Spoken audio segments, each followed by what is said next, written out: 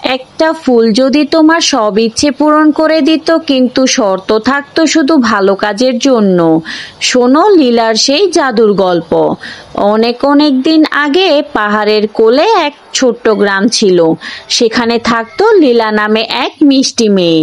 লীলা খুব দয়ালু ছিল, কিন্তু তার পরিবার ছিল গরিব। একদিন লীলা বনে কাঠ কুড়োতে গিয়েছিল। হঠাৎ সে দেখতে পেল এক অদ্ভুত ফুল, যেটা রাতের অন্ধকারের মধ্যে আলোর মতো ঝলমল করছে।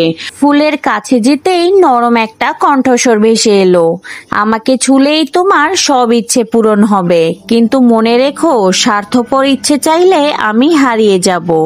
লীলা ভয় পেলেও সাহস করে ফুলটাকে ছুলো। সঙ্গে সঙ্গে তার হাতে এক ঝুড়ি খাবার চলে এলো। সে খাবার নিয়ে ঘরে গিয়ে মা, বাবা ও প্রতিবেশীদের খাইয়ে দিল।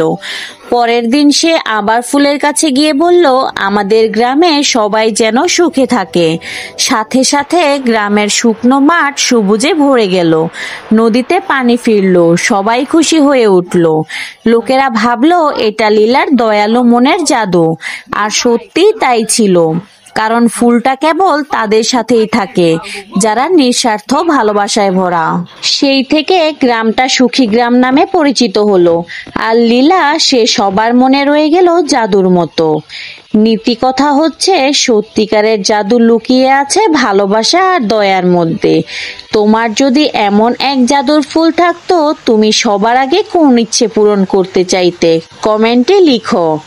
আর নতুন নতুন ভিডিও পেতে আমার চ্যানেলটি সাবস্ক্রাইব করে রাখো। ধন্যবাদ।